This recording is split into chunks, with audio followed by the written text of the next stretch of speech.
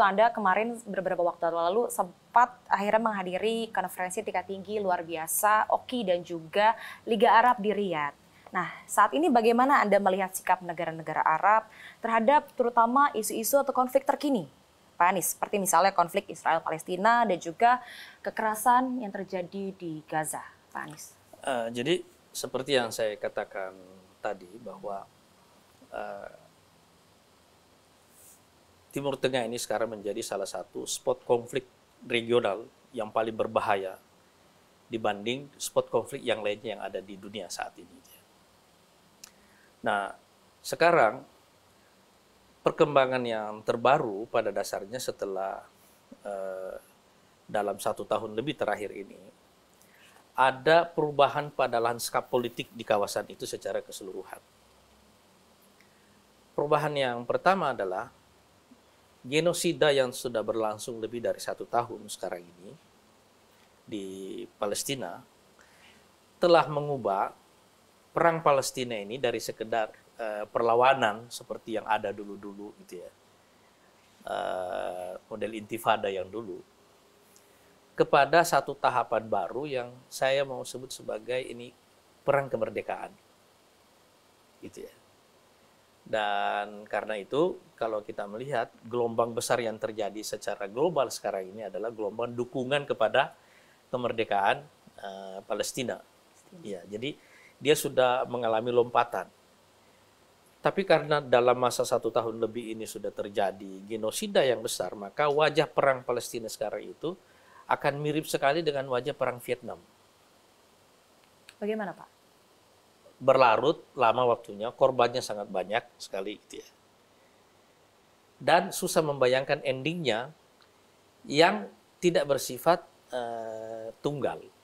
Atau dengan kata lain, susah membayangkan satu ending yang bisa menyenangkan kedua belah pihak karena sifatnya eksistensial bagi kedua belah pihak. Betul sekali. Ini terjadi sudah cukup lama. Iya. Jadi misalnya karena itu kita melihat di OKI kemarin, kalau kita melihat semangat OKI kemarin, dan saya kira Indonesia punya posisi yang sangat tegas dan sangat kuat sekali, dan kita mendapatkan respek yang luar biasa dari publik dunia Islam secara umum, bukan hanya dari pemerintahan tapi terutama dari publiknya, karena suara yang dibawa oleh Indonesia itu suara yang mewakili bukan hanya pemerintah Indonesia tapi umat Islam di seluruh dunia. Mengapa bisa begitu, Pak Anies? Kenapa akhirnya Indonesia bisa mewakili seluruh umat Islam di seluruh dunia? Karena mereka menganggap bahwa sikap Indonesia itu tegas, simpel, dan jelas. Gitu ya. Pertama, kita meminta supaya kita semua harus mencegah terjadinya eskalasi perang di sana, dari perang Palestina, Israel dan Palestina menjadi perang kawasan. Tapi pada waktu yang sama kita juga harus memobilisasi semua dukungan untuk mendorong kemerdekaan Palestina, baik dukungan diplomatik, dukungan politik, dukungan ekonomi maupun bantuan kemanusiaan. Tapi yang ketiga kita juga meminta misalnya supaya kita meminta semua negara-negara di OKI yang punya hubungan dengan Israel untuk memikirkan kembali hubungannya dan memutuskan hubungan diplomatiknya dengan Israel. Kemudian Indonesia juga mendorong supaya kita memobilisasi negara-negara yang tergabung dalam Global South untuk mendorong kemerdekaan Palestina. Juga memobilisasi dunia Islam seluruhnya dan membuka kanal-kanal resmi untuk memberikan bantuan supaya 2 miliar umat muslim ini bisa memberikan bantuan kepada Palestina. Dan kemarin di D8 Pak Prabowo kembali menyuarakan lagi masalah Palestina ini ya. Jadi sikap Indonesia ini dianggap oleh publik dunia Islam sekarang ini mewakili betul suara hati nurani mereka. Gitu ya. Nah, kalau dari negara-negara Islam yang tergabung dengan OKI sendiri, responnya seperti apa, Pak Anies?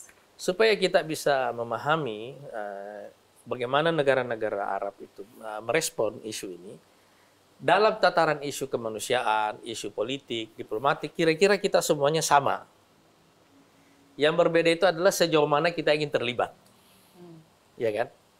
Jadi misalnya karena kawasan ini adalah kawasan konflik dan playernya, pelaku utamanya bukan hanya yang ada di kawasan itu, tapi semua negara besar.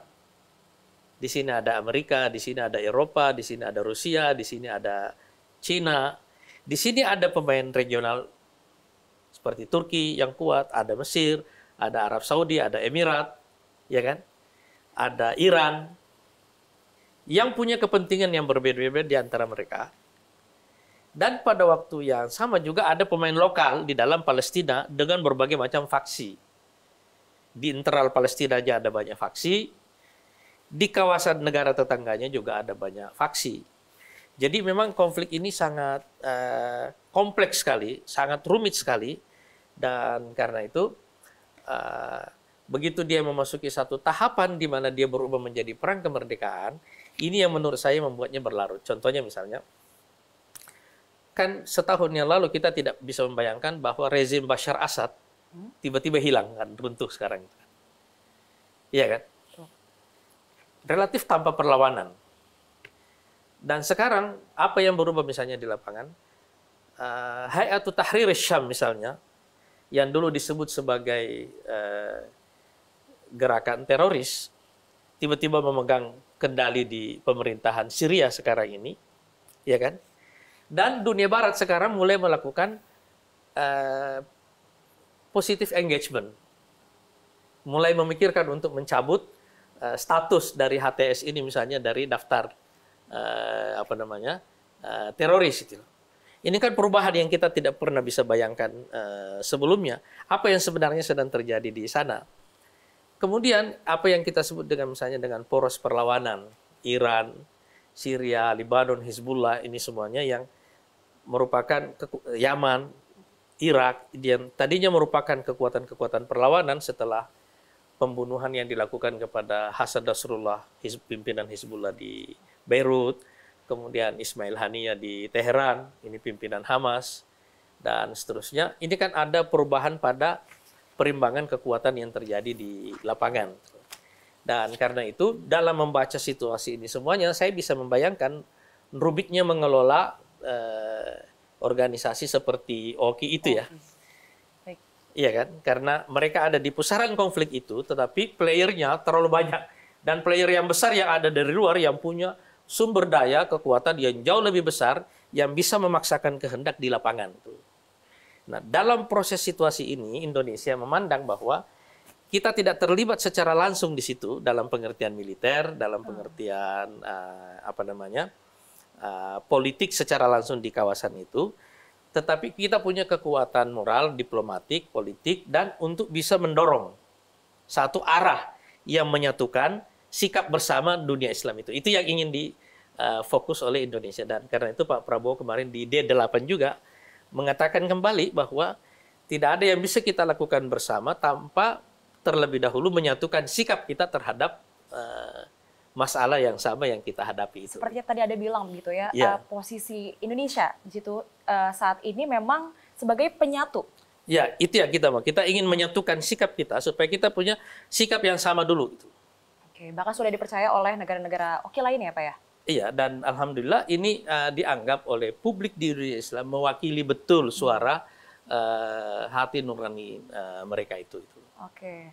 Jadi di sini posisi Indonesia sebagai pemersatu negara-negara Islam lainnya begitu. Iya. Nah, kalau berbicara mengenai saat ini di tengah ketegangan global yang tinggi saat itu Pak Anies, bagaimana sih akhirnya Indonesia memposisikan diri agar tetap bisa menjaga hubungan baik dengan semua pihak yang terkait, Pak Anies? Pada dasarnya begini, kan kita diuntungkan oleh falsafah dasar dalam kebijakan luar negeri kita, bebas aktif ya. Kita punya sikap netral, kita non-blok, tapi kita punya value, punya nilai-nilai. Kemerdekaan itu adalah nilai yang kita perjuangkan untuk semua bangsa. Makanya diplomasi kita berbasis pada nilai ini. Kita mendukung penuh kemerdekaan Palestina, ya kan? Kita tidak ingin ada penjajahan di muka bumi apapun bentuknya. Kita bertemu dengan negara-negara global South misalnya dalam isu-isu keadilan, ya kan, keadilan sosial. Dalam banyak isu-isu global kita bertemu dengan negara-negara ini semuanya gitu. Nah, sikap dasar Indonesia sebagai non-blok ini memungkinkan kita bergaul, berinteraksi, mendorong agenda-agenda positif bersama untuk menciptakan perdamaian dan kembali kepada track pembangunan ekonomi untuk kesejahteraan semua gitu. Nah, supaya Indonesia bisa menjadi faktor semacam jembatan lah ya, yang bisa mengurangi ketegangan, tensi antar dalam konflik supremasi sekarang yang sedang berlangsung ini, dan mencoba mencari jalan tengah untuk semua.